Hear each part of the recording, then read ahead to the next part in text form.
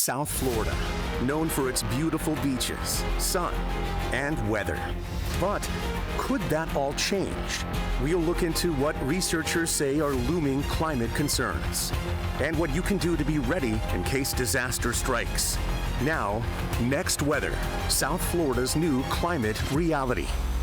I'm CBS News Miami's Chief Meteorologist Ivan Cabrera, and this is a Next Weather special presentation. You know, if you're like me and you grew up here in South Florida or have made South Florida your new home, you know what a treasure we have. But like all treasures, it is our responsibility to guard it and preserve it. So doing that in our new climate, and with so many more of us calling South Florida home, we now have increasingly more difficult challenges ahead. So over the next half hour, our Next Weather team and I will be taking a close look at how our new climate is already impacting South Florida.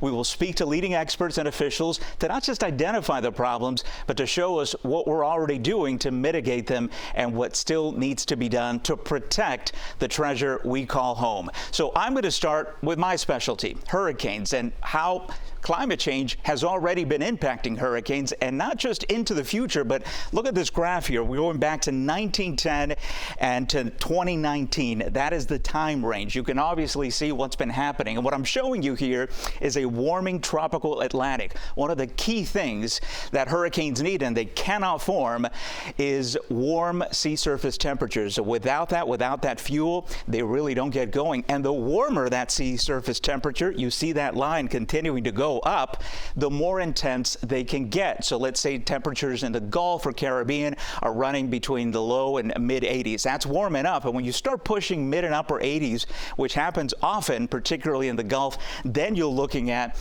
intensifying hurricanes. So the correlation between warming temperatures, warming sea temperatures, and increasingly more intense hurricanes is certainly there. And that's one of the things we're going to keep watching here, and that line will continue to go up. In fact, this is from the National Hurricane Center, NOAA's arm here, and what we're looking at is just the intensity of hurricanes. We're going to get hurricanes no matter what. That's just what happens during the summer and early fall months. But this is in particular intense hurricanes. So we're looking at category 4 and 5 tracks. This is where we are now. And you can see, plenty of activity across the Atlantic and, of course, into the Caribbean late in the season that go up into the Gulf. If we continue on the path that we're on and we continue warming the climate, that in turn is going to allow for warmer oceans. And as that warmer ocean continues to get even warmer each year, well, the hurricanes are going to get more intense. And so our category 4 or 5s, it's not going to be something you hear about every few years. All right. It's going to be something that happens maybe not every season, but very frequently. Look at these lines here. And again, this is not all hurricanes. These are just on the higher end, those intensifying hurricanes that sometimes go from tropical storms to a Cat 4 in a matter of a couple of days. Remember Ian and what resulted in Fort Myers as a result. So this is not what we want to go. So with mitigation and with, of course, reducing CO2 emissions, we don't want to get here. And this is not all set in stone. We still have a chance to be able to pull things back. But we have to get ready for more storms and more intense storms. So what we're going to do in the next half hour, meteorologist Dave Warren is going to talk about that all-important sea level rise and flooding, because it's about that as well, not just the warmer sea surface temperatures. Meteorologist Cindy Presser is going to be talking about saltwater intrusion. That's already happening here in South Florida, and that's a big risk, particularly for the Biscayne Aquifer, our water source here in South Florida. And then Lisette Gonzalez will take a look at beach erosion. We also want to hear from you.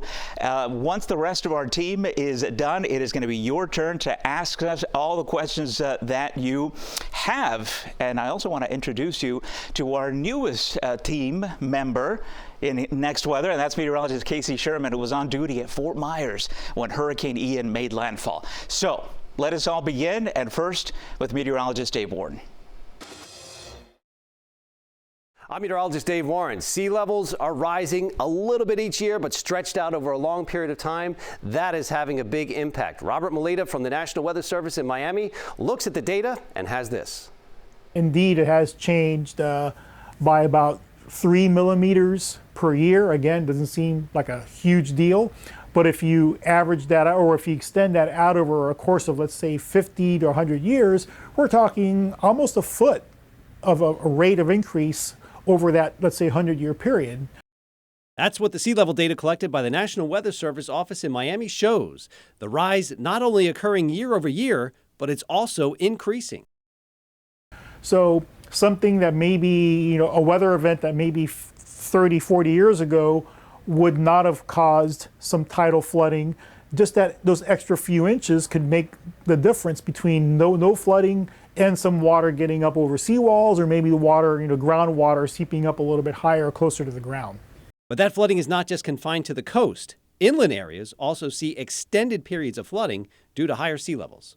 A lot of that could be better reporting, more knowledge of what's actually going on out there. But at the same time, we know that the sea levels right off of our coast or right along our coast has increased. So it certainly would make sense. Inland areas drain floodwaters through canals that lead to the sea. Tropical storm Eta in 2020 flooded those areas, but the higher seas would not let the water drain as fast.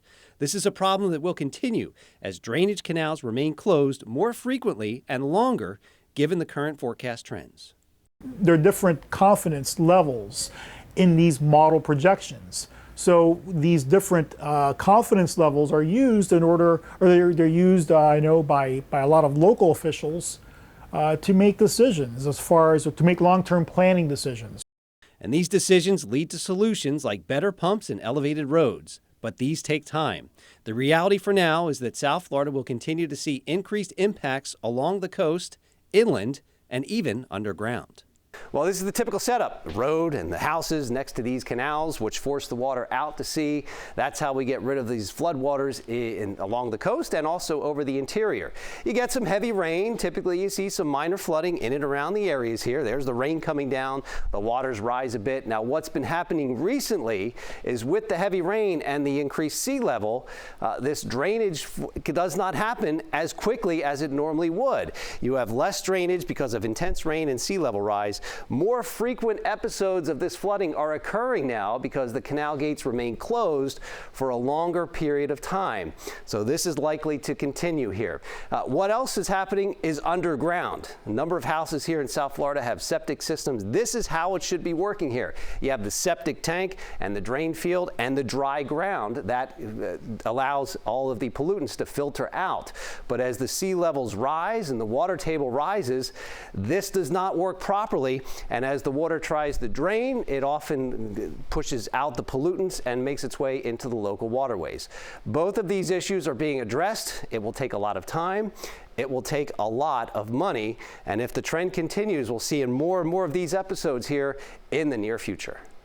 Still ahead on Next Weather, South Florida's new climate reality.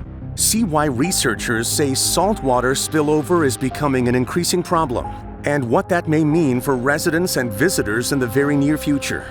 Plus, how beach erosion has impacted families and wildlife living along the coast, and what's being done to keep possible disaster at bay.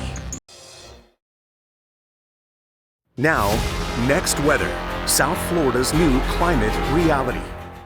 I'm CBS Miami meteorologist Cindy Pressler. Water surrounds South Florida, but it's the salt water that we are concerned with. Take a look at something that I call salty intrusion.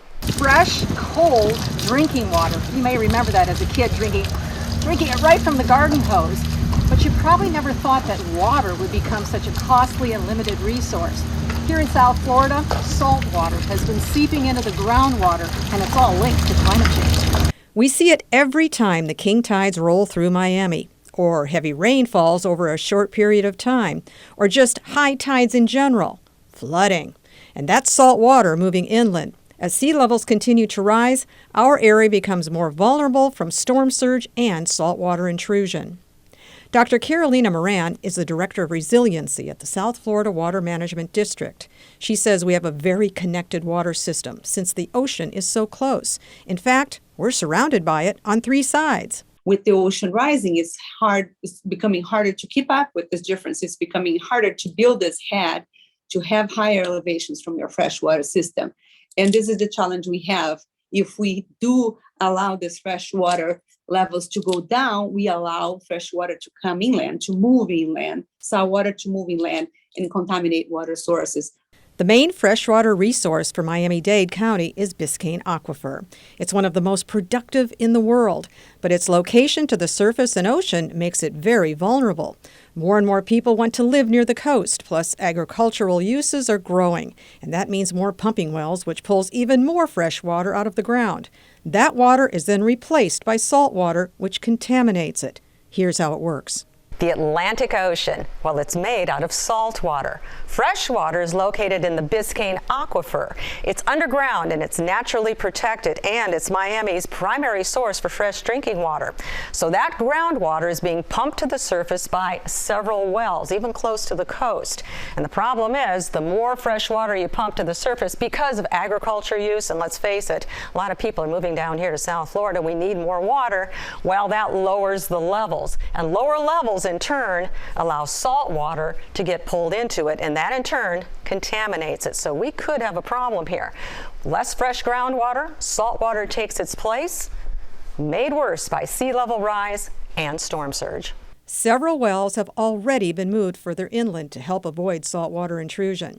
According to Water and Sewer for Miami-Dade County, the cost for water and sewer is likely to go up by 5% each year over the next decade as saltwater intrusion moves inland a couple hundred feet per year. You may never have thought that water would be an issue for this part of the country, but it is. And now with climate change in the mix, conservation and sustainability will become even more important for our future.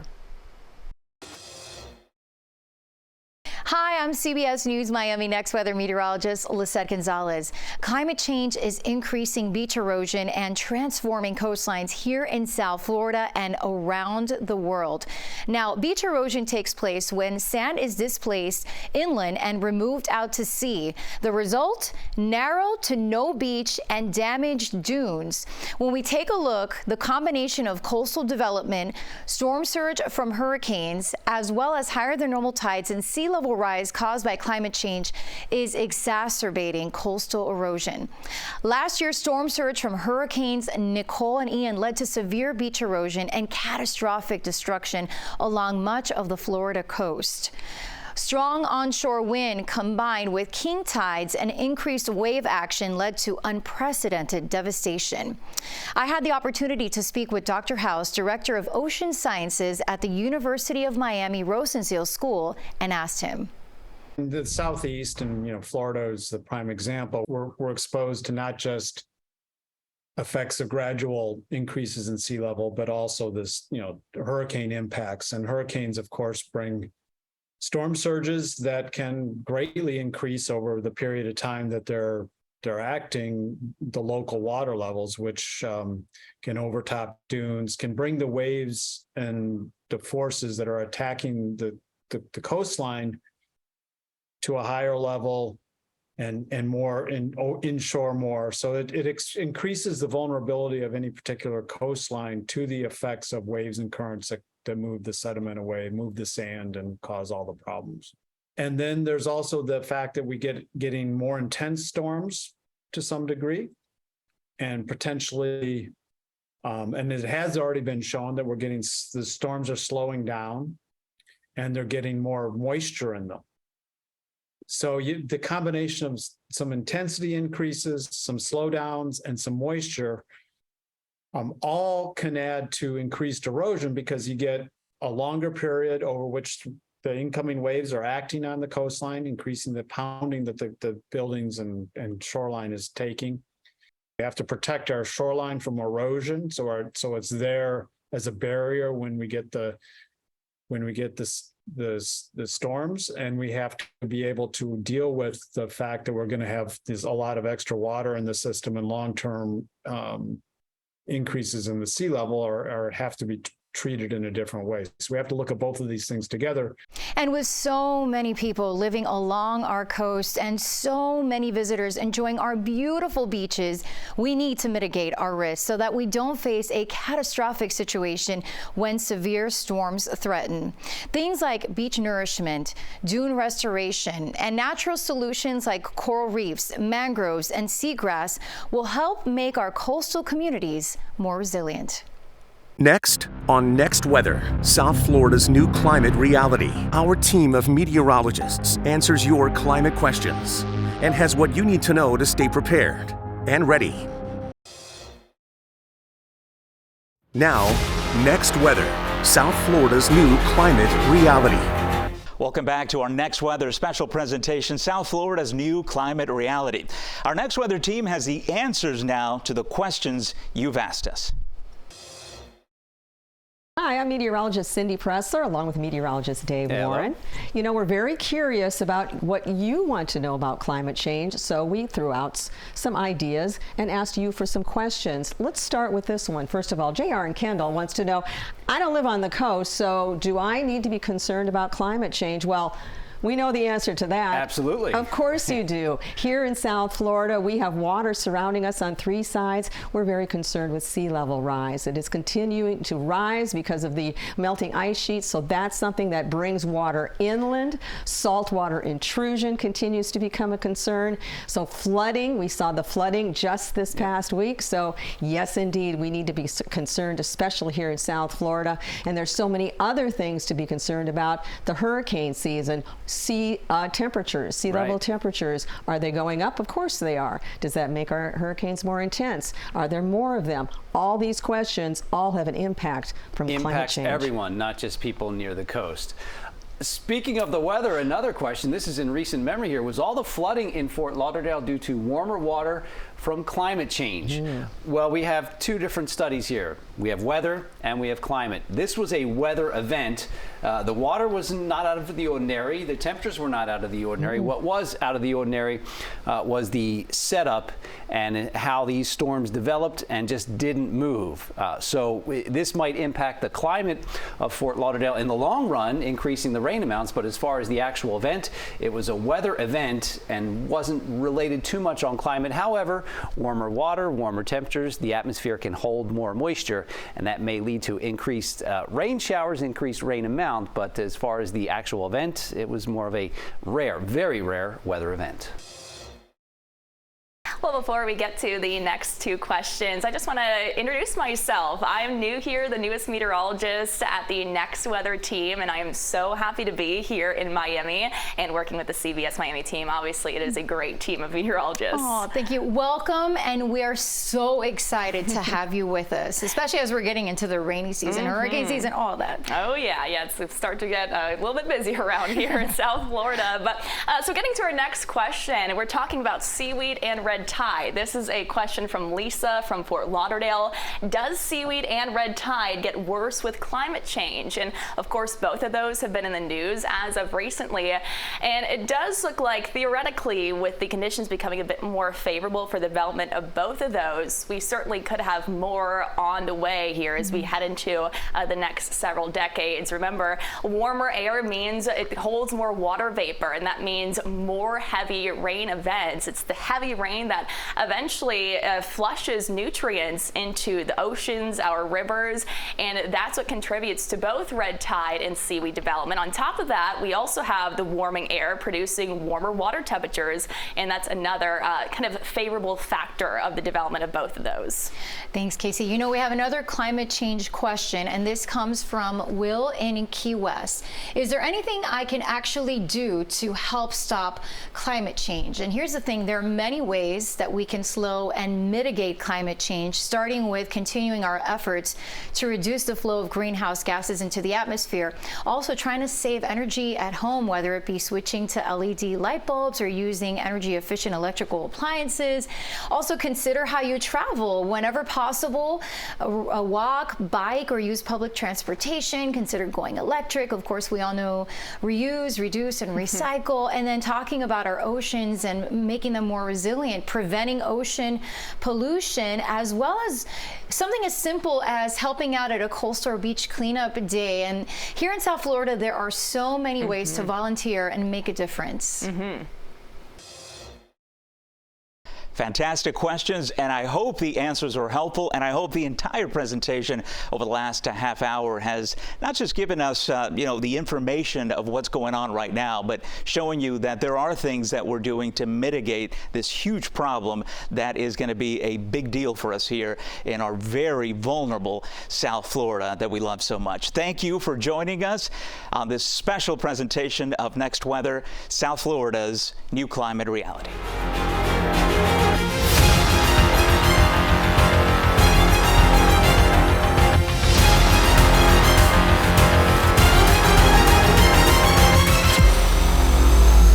This was a special presentation from the CBS News Miami Next Weather team.